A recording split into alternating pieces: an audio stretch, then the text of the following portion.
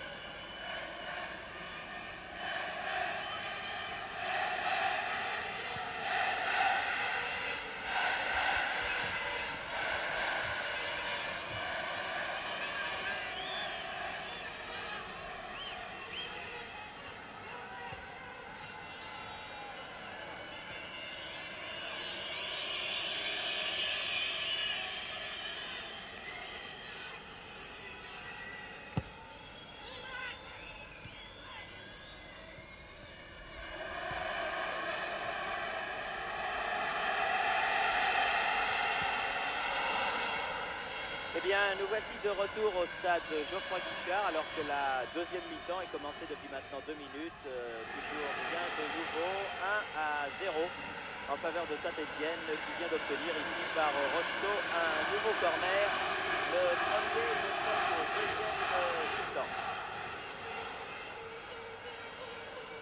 Forsyth, le plus vif sur ce ballon. Stein.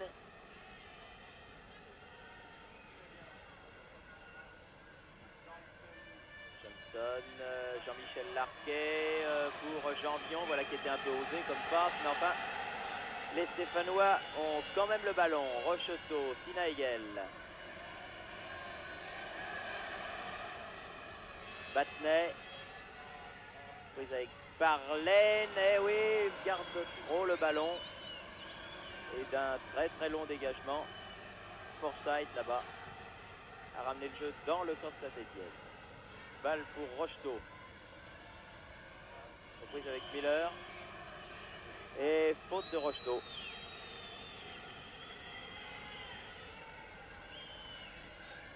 faut souhaiter un aussi bon arbitre pour le match retour que celui-ci, car il est vraiment excellent. Dans des matchs de Coupe d'Europe, qui dégénèrent bien souvent, il est important d'avoir un bon arbitre, et celui-ci sait se faire respecter. Dean pour McDonald. Barlane. Dean.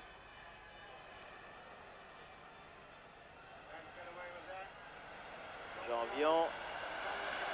Personne. Et finalement Forsyth. Donné pour McDonald. Larquet. Hervé Révelli. Pour Sina Hegel là-bas, voilà qui est bien joué. Faute de McDonald que l'arbitre ne sanctionne pas. Il faut dire qu'il y avait faute des deux côtés. De toute façon, Sina Hegel et McDonald. Ballon à nouveau stéphanois par Piazza.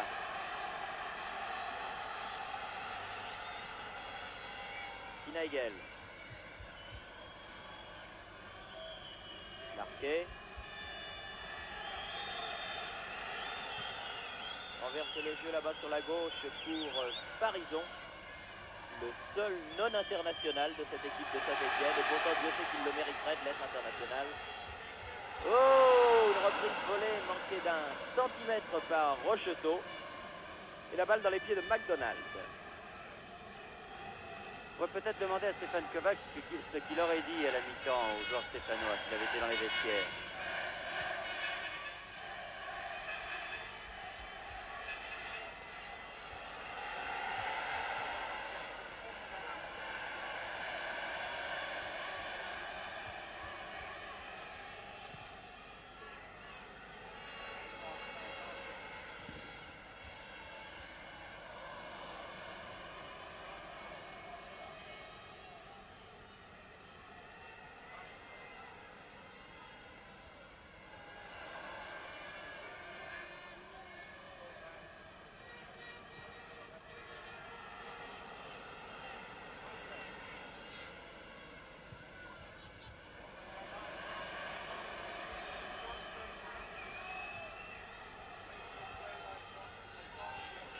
Et nous en sommes, Stéphane, à la 6e minute de la deuxième mi-temps.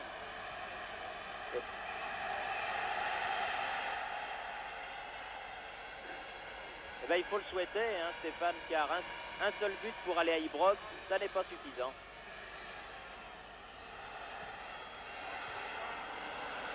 Et à nouveau au corner, en faveur de Saint-Étienne. Il est certain qu'en première mi-temps, les Stéphanois se sont procurés de nombreuses occasions de but, les Écossais aucune. Mais il ne s'agit pas de se les procurer, il faut aussi les mettre au fond. Et pour l'instant, 1-0.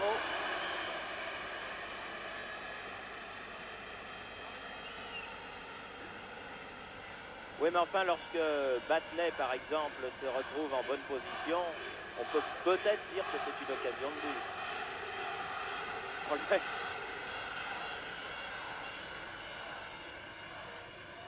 Encore un nouveau corner.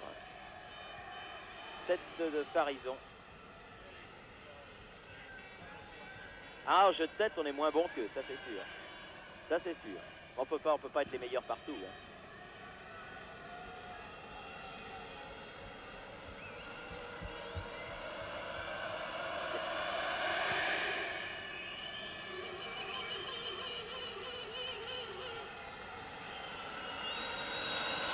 Et un coup de sifflet de M. Van der Croft qui pénalise une faute de Larquet. Greg. Jardine. Greg à nouveau. Dean. Janvion met en touche.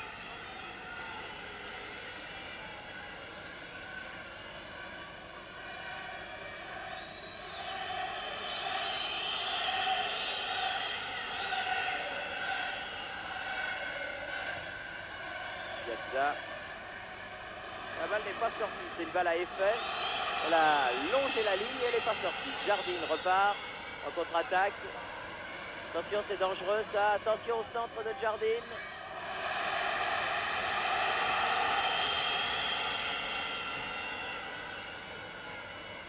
Piazza.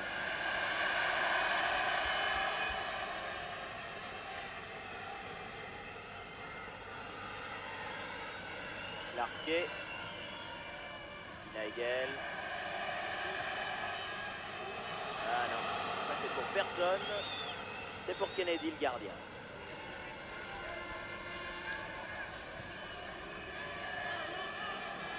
McLean, le numéro 7. Dean. Oh, bien joué. Oh, que c'est bien fait. Ça, c'est typiquement britannique. Déviation de Dean de la tête. McDonald en pleine course. Ça, c'est du football anglais. Et c'est toujours extrêmement dangereux. Dean. Farlane. Dean reste au sol. Farlane. Fauché par Piazza. Et un coup franc en faveur de l'équipe des Rangers, alors que Greg, le capitaine, vient dire à Piazza: ne t'inquiète pas, mon petit camarade, on se retrouvera dans 15 jours à Glasgow. Oui, c'est sûr.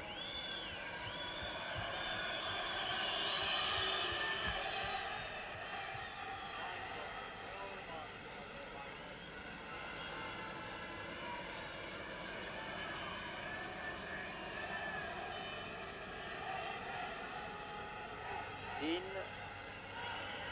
McDonald, pied gauche, tête de Farlane. Oh, que c'est bien joué. Ah, il faut toujours frémir parce que de la tête, vraiment. Heureusement, il y avait hors. Heureusement, oui. Mais ça ne retire rien au coup de tête de Farlane, c'était super. Nigel. Farison. Johnston. Jardine. Dean vers le ballon. Larquet. Nigel. Farison. Prise avec Anders, avec Johnston. Coup de sifflet.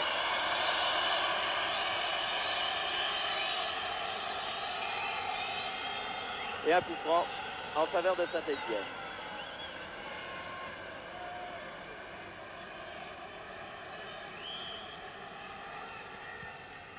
Farison.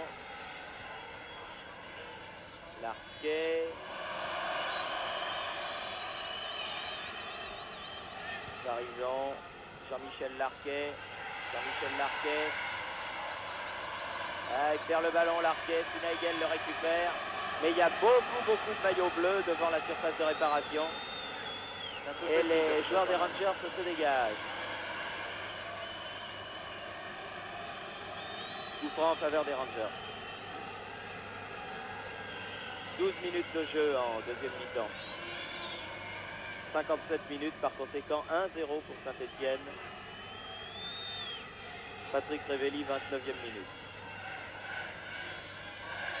McLean, McDonald, Greg, Jardine hors jeu. Peut-être pas Jardine, mais plutôt Dean, qui était en position d'avancante et qui lui devait se trouver en position de hors jeu.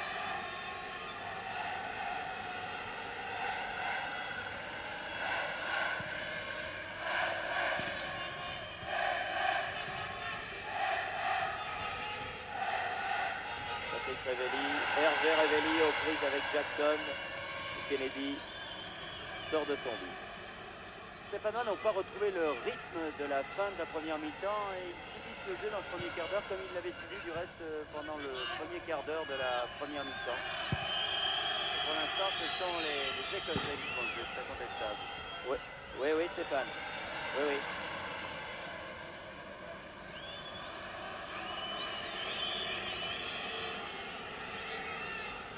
Ils prennent confiance. Battenay. Farison. Ah, crochet intérieur qui n'a pas réussi. Johnston. Farlane.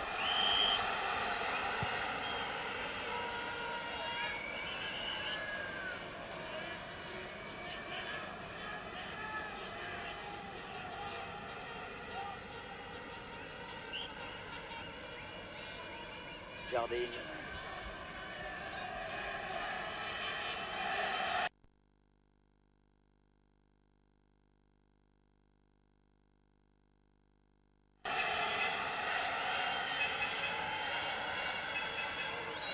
Pas très bon tout ça.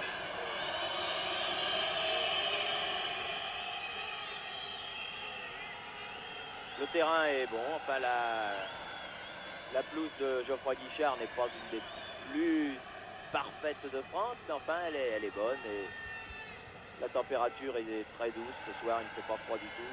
C'est un bon temps pour jouer au football. Rien à voir par exemple avec la pelouse enneigée que les Stéphanois avaient eu l'occasion de leur match contre Chorzo ou contre le Bayern de Munich la saison passée. Tentative de débordement et faute d'un défenseur écossais qui n'était autre que Miller. Et un nouveau corner, le 4e je crois en deuxième mi-temps en faveur de Saint-Étienne. Dean, McDonald et Kennedy. Alors qu'il y a 28 394 spectateurs officiellement recensés dans la tribune pour une recette, pour ceux que ça intéresse, dépassant les 810 millions de centimes, comme l'on dit maintenant. Ce qui finalement est une très bonne soirée pour l'association sportive de Saint-Étienne. Il faudrait tout simplement que les joueurs marquent un ou deux buts de plus et ça serait la soirée alors sans faute. Finaigel. Personne. Mal joué ça. Mal joué Finaigel. Alors que nos amis d'Europe 1 nous signalent donc que c'est fini maintenant en ce qui concerne le match La Haye-Lens et La Haye a battu Lens par 3 buts à 2 alors que Lannoy, le gardien de but de Lens, a arrêté un penalty. Répétons-le, c'est un très bon résultat pour le Racing Club de Lens qui recevra La Haye au match retour et qui garde toutes ses chances. Forsyth en contre-attaque pour les Rangers ici à Saint-Étienne. Barlane.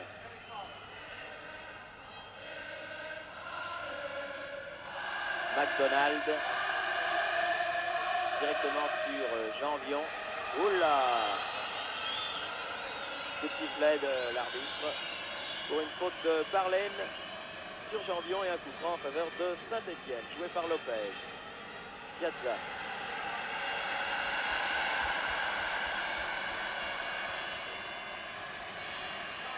Peut-être Patrick Révelli, peut-être Hervé son frère. Ah, les deux frères se sont gênés. Dommage. Jardine. Forsyth. McDonald. Mais Battenet est là en couverture et peut donner à Kurkovic. On est entré dans le deuxième quart d'heure de la deuxième mi-temps depuis 2 minutes maintenant. Et toujours ce petit score de 1-0.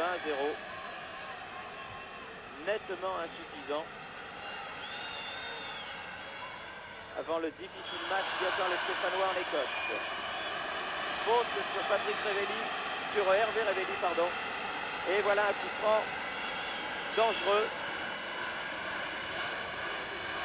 18 mètres juste en face du but de Kennedy. Une bonne occasion. Reculez messieurs, dit monsieur Van der Prost. Encore. Il y a Battenet qui est là. Des bonnes frappes de balle de Saint-Étienne. Dommage que Christian Saramagna soit blessé parce qu'alors lui, ce ballon à cet endroit-là. Allez, reculez messieurs.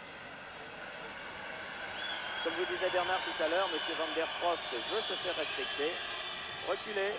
Encore.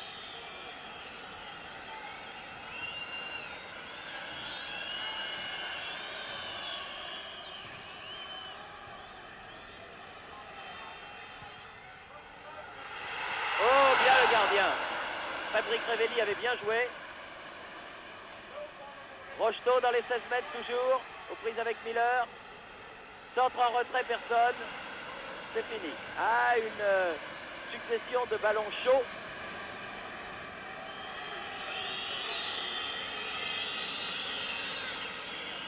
l'instant, un bon réflexe là, de Kennedy. Bonne occasion pour les Stéphanois. D'entrée, c'est certain. C'est la première de cette deuxième mi-temps. Ils n'arrivent pas à l'enflammer encore une fois comme ils avaient enflammé la fin de la première mi-temps. Mais cela va peut-être revenir avec Patrick Ravelli là-bas. Il déborde bien. La Rocheteau près de lui. Ah, trop tardé Rocheteau. Dommage, c'était bien joué, ça c'est pas fini, si maintenant c'est fini. Piazza revient avec le ballon pour Saint-Étienne. Parisot, position d'ailier.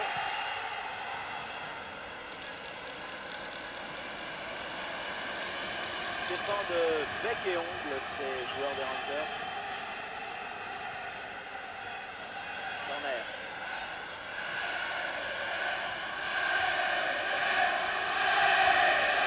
Tous les Écossais sont dans leur 18 mètres.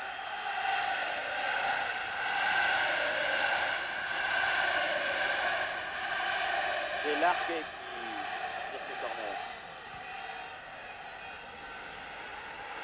Et re-corner, non. Sortie de but décide le juge de touche. Kennedy avait laissé échapper le ballon sous la menace de Battenet.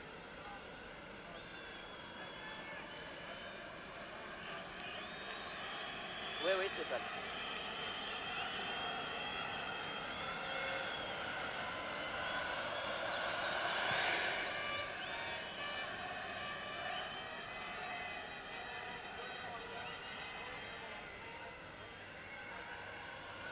C'est-à-dire que Larquet ne joue pas à 100% de ses moyens. Visiblement, il n'a pas récupéré de sa blessure du genou, une blessure qui date d'1 mois et demi maintenant.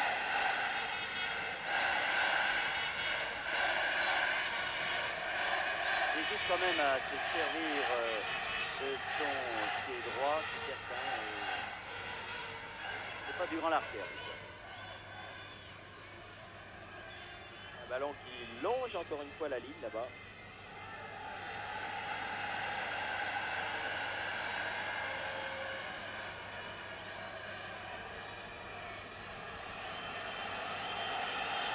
Eh oui, c'est du temps de gagner pour les Écossais, tout ça. C'est sûr. Patrick Ravelli. Rocheteau. Rocheteau. Rocheteau toujours aux prises avec Miller, puis Janvion. Janvion avait un petit peu tardé à démarrer.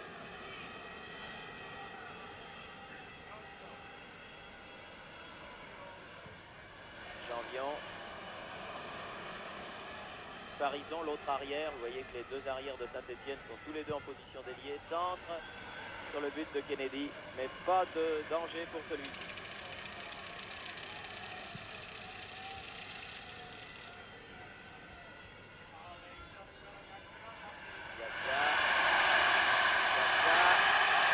Piazza, bousculé, et l'arbitre ne dit rien. L'arbitre ne dit rien et la balle file jusqu'à Kennedy.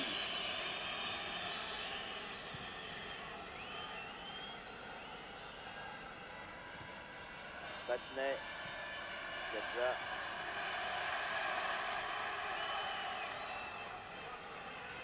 Greg, le capitaine des Rangers, McDonald.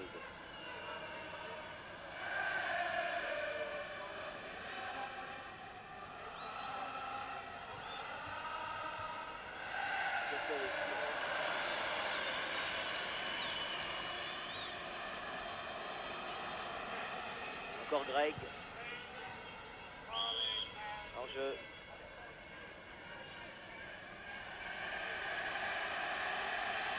Larquet. Rocheteau. Naegel là-bas sur l'aile droite.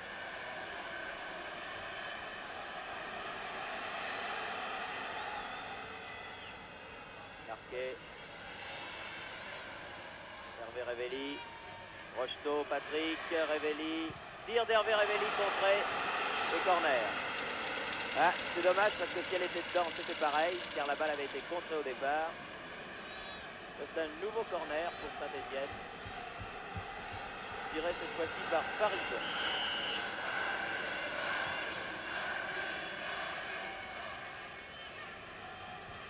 Champion.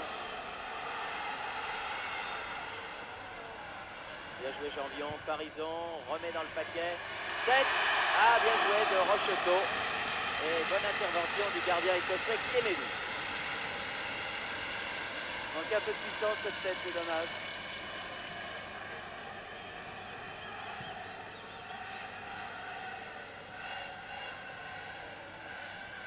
Lopez. 24 minutes de jeu en deuxième mi-temps. Larquet. Larquet.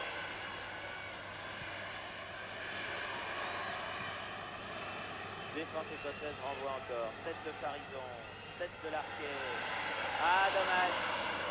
Les ententes entre les deux frères Revelli là, et ballon à nouveau écossais par Collinstein.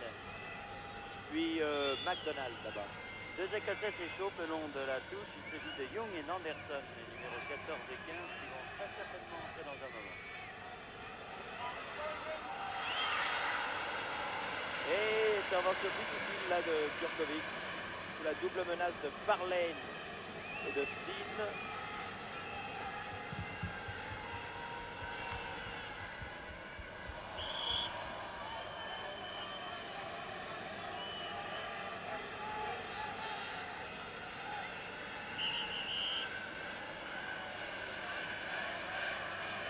Il reste 20 minutes exactement. Et alors les deux joueurs dont vous parlez, Bernard, vont faire leur entrée.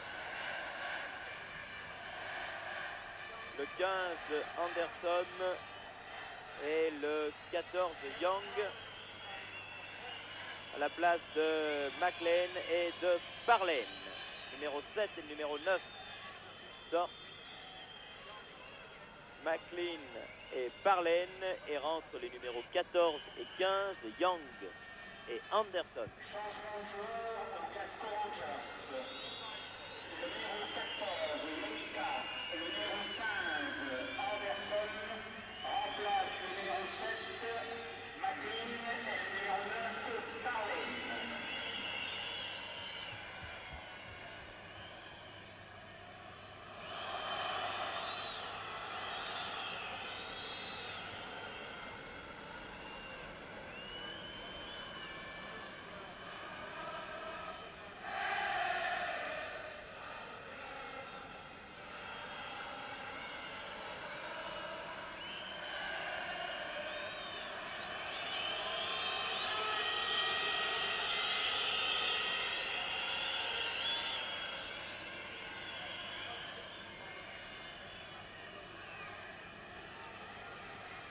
Et puis ce résultat de 1-0 finalement est pour les Rangers pour l'instant un très bon résultat.